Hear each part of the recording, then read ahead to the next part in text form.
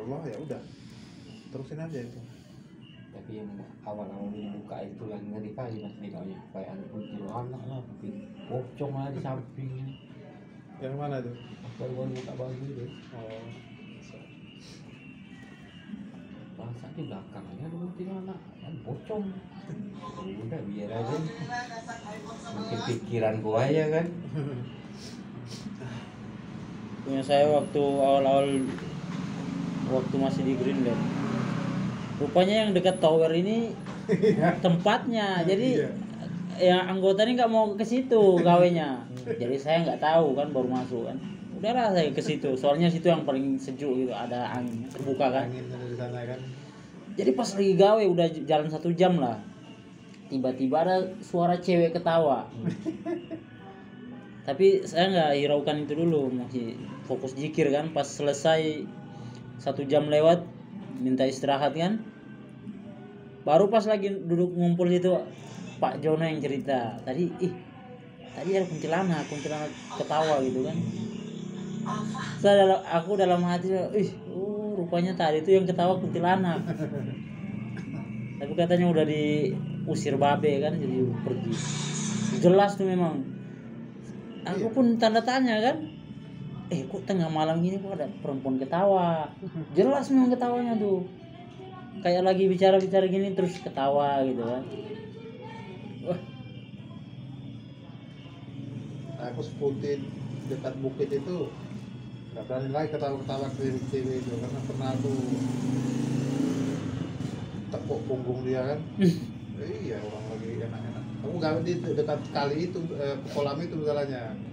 Dulu masih kebun itu, maksudnya masih bukit, belum dipecah-pecah kayak gitu. Kalau ada pohon akasia satu lah, sinilah enaknya malam-malam gawe. Ya, baru berapa menit. Awalnya datang kayak nengok nih aja. Masa bodoh. Tiba-tiba ketawa. Kaget aku. Cik. Wow. Ya, ibarat ilmu siliwangi keluar lah itu. Tarik napas.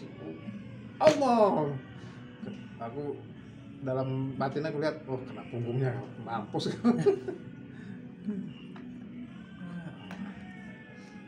Padahal dia putih itu yang selama aku lajang itu dia jagain aku terus.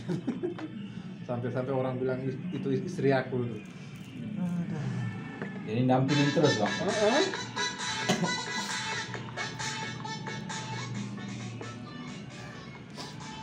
Aku pernah dalam mimpi aku dinikahin sama cewek, dinikahin lah pokoknya.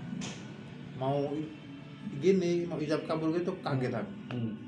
Allah. Jadi apa enggak nikahan? Kalau udah ijab kabul pasti nikah lah, jadilah jadinya. Orang udah ijab kabul pasti jadi lah itu. Tapi alhamdulillah sih pas mau ijab kabul, mau angkat tangan gini sadar. Alhamdulillah. Dah nikah apa enggak? Tapi orang-orang yang bisa ngelihat katanya ngikut terus. Itu istrimu. Wallahu alam lah.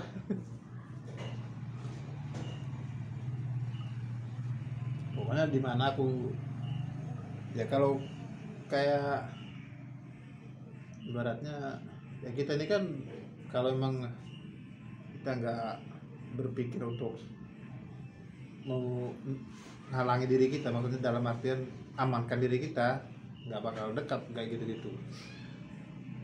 Maksudnya kalau kita nggak ngamanin, berarti mereka aman-aman aja sekitar kita, dekat kita. Tapi kalau kita selalu waspada, selalu merasakan, ini ada masuk tembak aman, insya Allah nggak bakal dekat itu. Dan memang orang itu yang bisa melihat juga begitu. Kalau memang pas lagi nggak mau nggak mau peduli gitu, mau ada mau nggak terserah dia lah. Nah itu udah dulu lah di samping saya itu. Kata orang gitu, aku aja coba lah aku bisa melihat gitu. Kita bisa melihat kalau buka dulu mata batinnya, harus pakai mata batin.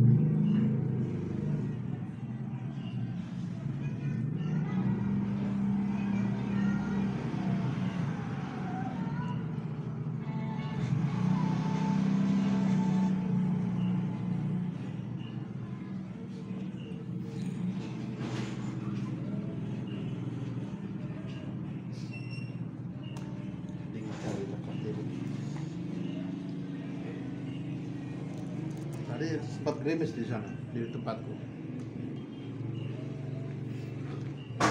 Kok enak dulu mas.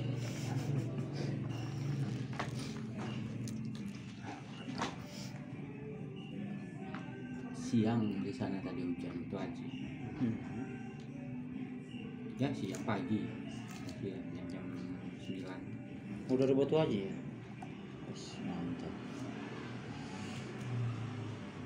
Tengok hujan, males lah kerja gue. Tarik lagi selimut.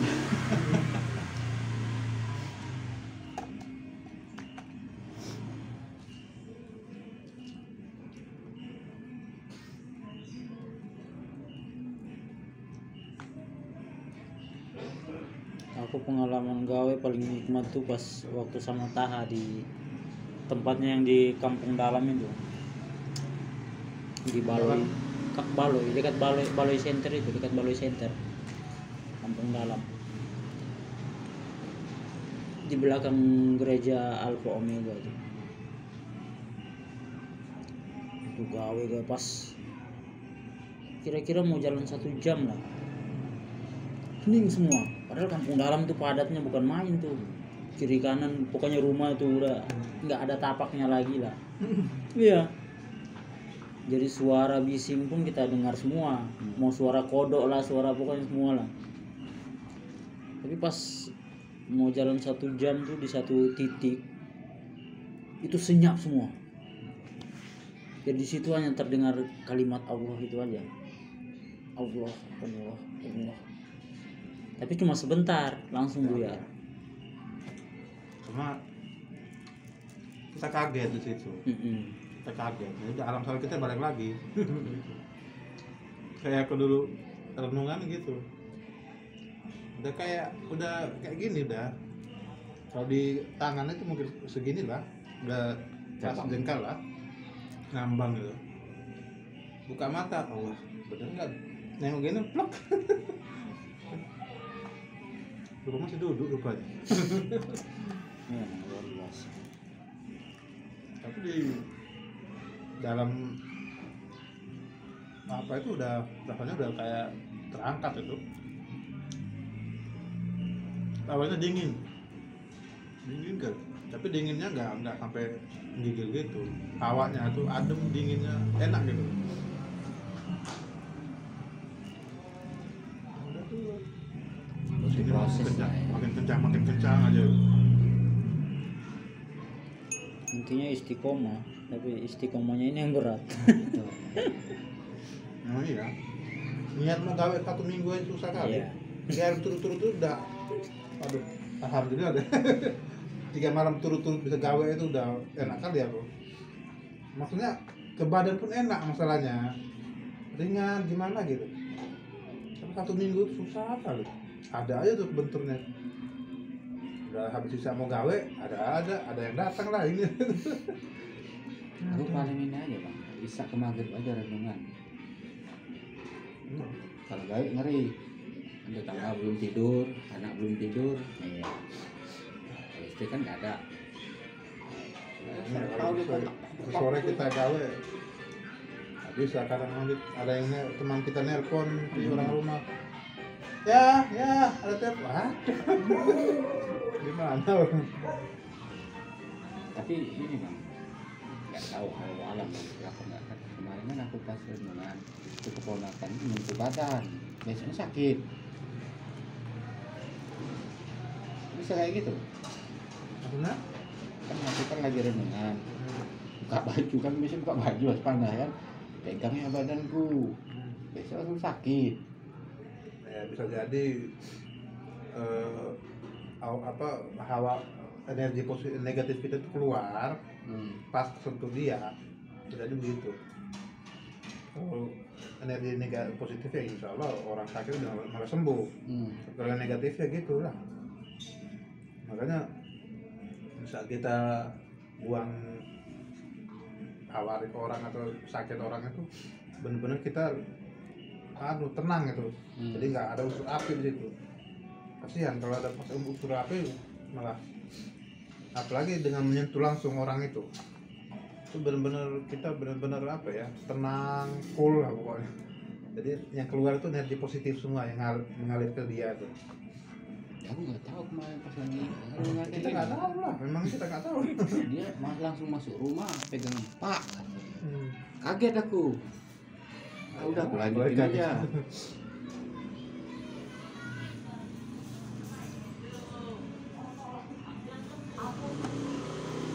Dengar kabar mana aku bilang kawan sakit. Allah Allah.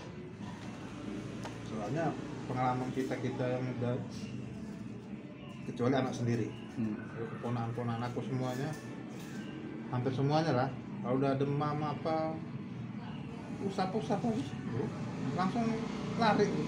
Ini baru kemarin 2 hari yang lalu, anak sepupu. Ininya apa, gusinya bengkak, terus ketempelan juga, ketempelan entah dari mana dia sama bapak orang tua. Oh itu cek di ini ke salah satu dokter di Bengkok itu, pulang-pulang ketempelan.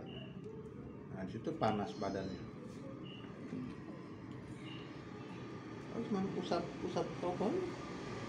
Aku pulang belum nyampe rumah mah dia udah lari-lari. Dari ini masih buka.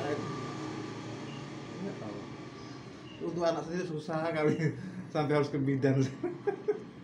Ya Allah. Iya kemarin anak Susah sekali kalau anak sendiri. anakku kemarin gitu juga 4 hari sakit mas. Iya. Itu kenapa? Maksudnya untuk Api kita yang duluan. hmm, Kita nggak redo gitu. Ya namanya orang tua. Kalau bisa ya Allah aku yang sakit deh, jangan anak kan gitu. Orang tua mana itu. Terus seharusnya nggak bisa kita kayak gitu. Seharusnya ya Allah terima kasih, alhamdulillah gitu. Tapi kan berat ngomongnya gitu. Oh, kan nggak ada ini kan, nggak ada tenaga ya Allah. Kasian kali anak, mamanya kemana, bapaknya kemana. Kamu udah nggak kerja 2 hari, ngurusin dia. Ya, cuma Anak kita sendiri itu pengennya kan cepat sembuh, pengennya kan sembuh. Kurang ikhlas gitu. Itulah ikhlas kita diuji di situ masalahnya.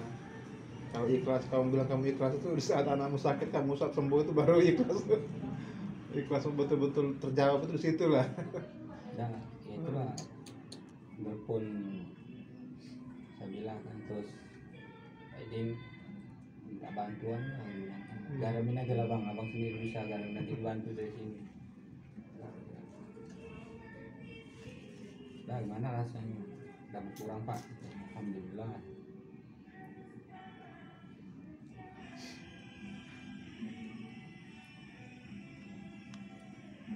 Kenapa mintanya sama loh. Ya Allah dengan asbab tanganku mohon tuntunlah tanganku ini untuk menyembuhkan anak ini. Sama tuh mintanya sama. Sambil zikir juga sama gitu. Apanya kurang sih? Hati kita yang kalau sama anak sendiri hati kita yang duluan sembuh maunya gitu. Jadi apa kita mendahului jadinya kan? Nah, itu di situ. itu prosesnya bermain nafas atau rileks biasa aja? Kalau Untuk penyembuhan. tergantung kalau mau nyalurin energi ya otomatis apa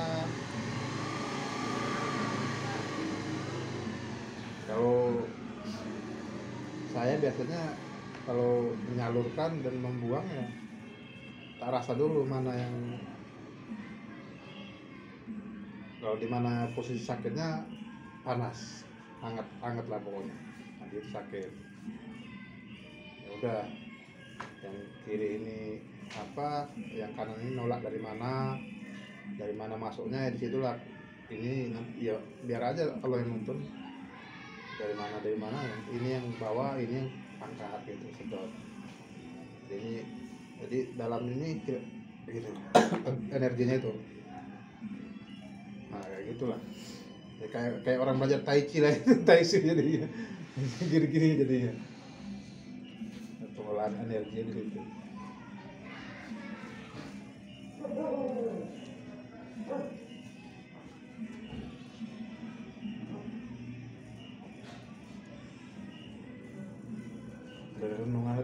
itu kalau mau bisa merasakan energi itu dari renungan. Dengan gawe ini udah nggak bisa, karena gawe itu udah ibaratnya praktek itu gawe. Gawe itu ibaratnya udah praktek itu, udah nyata tuh. Berarti pada saat renungannya itulah kita pelajari teorinya lah ya, kayak untuk ngerasain bermain rasa merasa ke diri gitu ya, bermain misalnya kita demam, taruhlah kita demam, renung tapi dalam renungan tapi kita merasakan diri kita ini di mana posisi sakitnya, sakitnya kita udah ngerasain, maksudnya gimana caranya lah gitu. Insya Allah itu saya dapat ini pun saat gawe itu saya melihat dan merasakan sendiri bahwa aliran darah saya sendiri itu ikut berzikir gitu. Nah, saya bisa merasakan energi dari situ. Tahapnya sampai berapa jam bola malam lah, nggak pernah tapi tiba-tiba ya dapatnya kayak gitu. Saya rasakan aliran darah di badan saya ini semuanya berzikir gitu. Gitu. Jadi mulut nggak bisa, lidah nggak bisa mengucap lagi, tapi semua urat-urat saya itulah yang berzikir jadinya. Di hatinya ikut aja udah. Itu aja, nggak lidah udah nggak bisa lagi, udah nggak mampu lagi menyebut Allah, udah berat kali lah. Kalau lidah ikut ucap salah malahan, maksudnya iramanya nggak masuk gitu. Nah, kayak gitu jadinya. Jadi ngapain kalau nggak masuk, ngapain dipakai gitu. Dari situ sampai di itu saya bisa merasakan bahwa peredaran darah itu sendiri sedang berzikir gitu. Nah, gitu.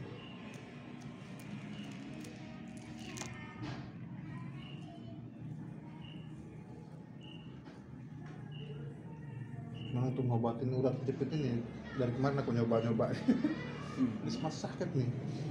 Jadi kalau kita mau explore itu ini masih nyilu ini, kalau jalan paginya nggak tahan. Waduh, bangun itu harus duduk dulu, baru kayak orang gitu, merangkak dulu berdiri itu. Paginya udah jamu bermacam-macam jamu. Kemarin badanku sakit sih, gawe di sini ngurus sendiri lah, pak. Iya, enaknya gitu kalau gawe minta diobatin, ya Allah dengan dikit tuh sembuhkan. Enak kali itu. Tapi ini akhir di mana sakit pas ketemu kompong. Balik ini lalu sakit semua, sampai di rumah enak.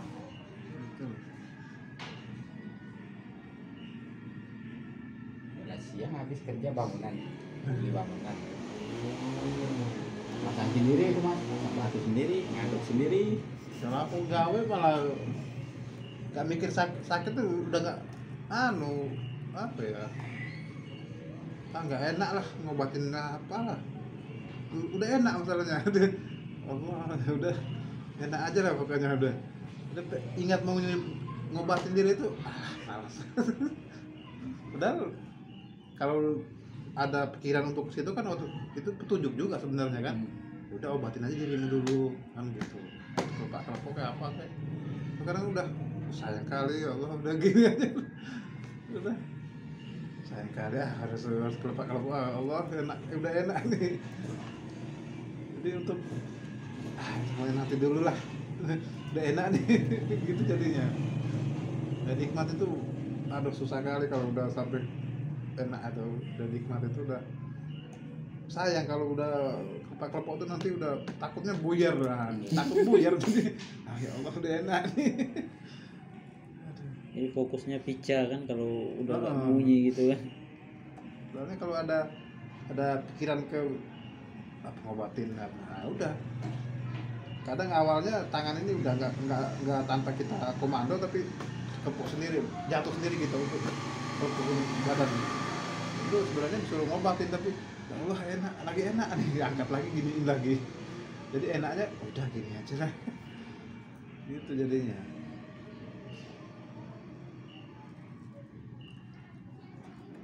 Ya, Kalau itu bisa. gawe lancar tiap malam aja. Wih, luar biasa. Seger itu badan itu. Berapa hari? Berapa hari? Tiap hari. Kalau bisa. Tapi kan Semampunya. kata bapak bilang, kata Pak Tamrin bilang nggak bisa Pol. Itu badan itu kan dipakai untuk dunia juga katanya. Nah, harus adil lah Pol. Harus adil lah. Untuk duniamu ya iya ada haknya. Untuk Allah tapi duniamu juga ada haknya di situ. Iya sih. Cuma jadi hamba Allah tuh harus yang adil, itu yang bagus tuh.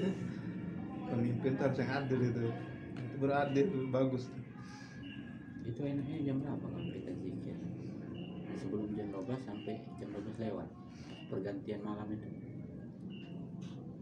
Ya enaknya habis sisa kalau bisa tidur dulu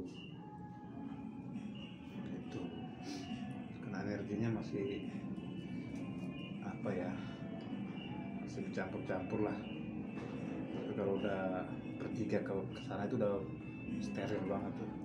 Jam 1-an lah Jam bangun 3. mandi, seger kali.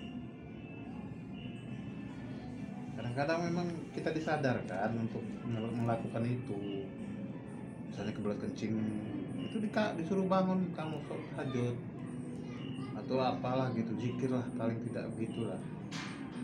Bangunlah menghadap padaku, bangunlah temui aku, begitu istilahnya, begitulah. Berapa malamnya aku memang suruh saya jam 3 sudah langsung bangun, tak tahu apa. Pokoknya duduk lah kamu. Kalau memang nggak malas wudhu atau apa, ya kalau bisa sih wudhu tahajud kan gitu, afdalnya begitu. Kalau udah nggak bisa ya semalas-malasnya ya udah duduk renung. Iya. Sampai tidur lagi gitu.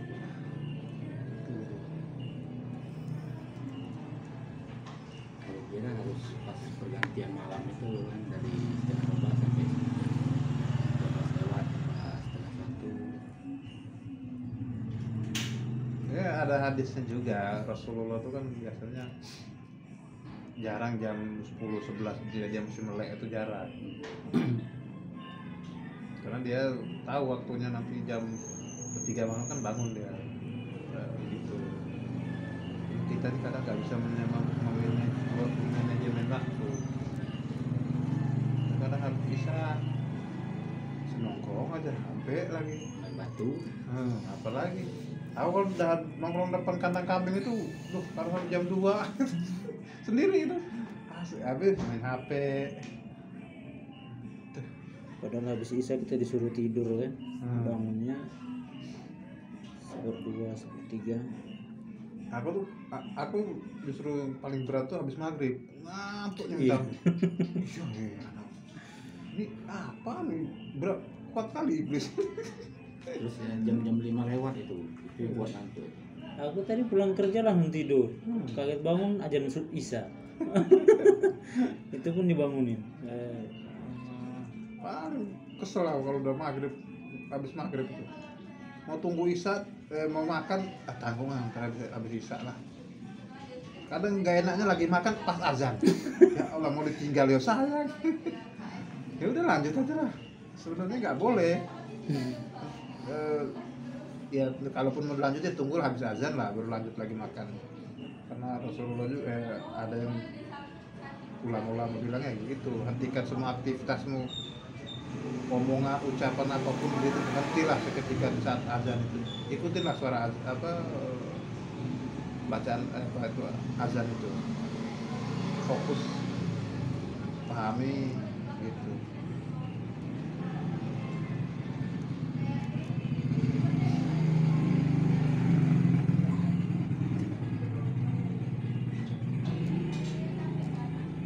Tapi anehnya gitu. Habis maghrib, untuk minta ampun. Habis mau pegang HP sama anak. Jam-jam segitu kan jamnya mereka.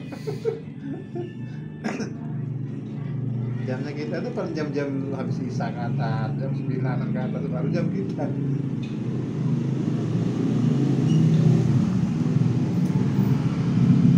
Kawan itu ada apa nih? Kawan itu ada apa nih? Hah? Kawan itu udah ada apa nih? Kemarin di sini. Tadi gue ya enggak ini belum di open, lagi capek.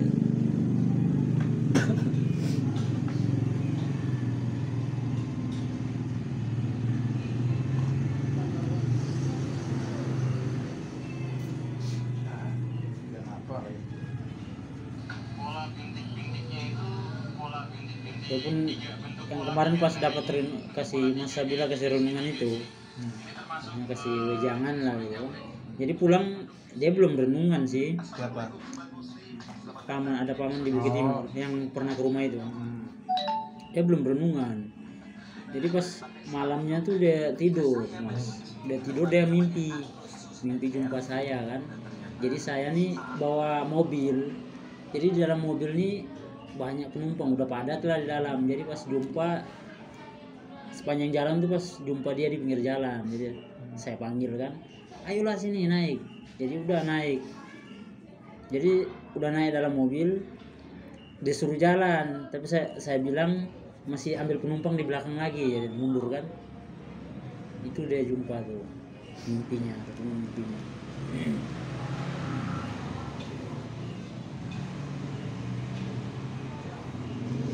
Jadi untuk di dalam gambaran dalam renungan belum dapat. Soalnya belum renungan juga ya.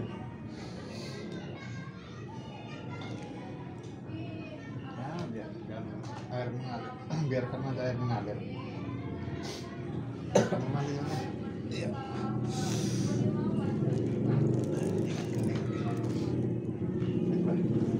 Mau mandi? Ada kocok.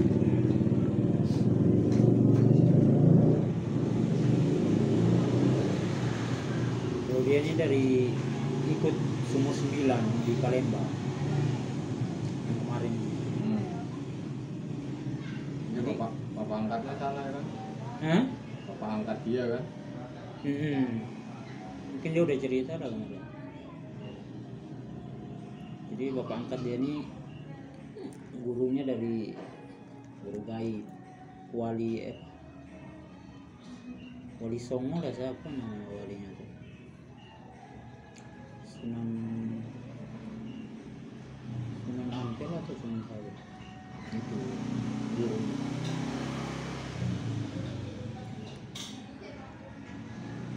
Jadi mereka sistemnya kayak udah dalam perkumpulan sini. Jadi masing-masing tuh ada guru gaibnya. Jadi nanti kita belajar lah sama guru gaibnya itu.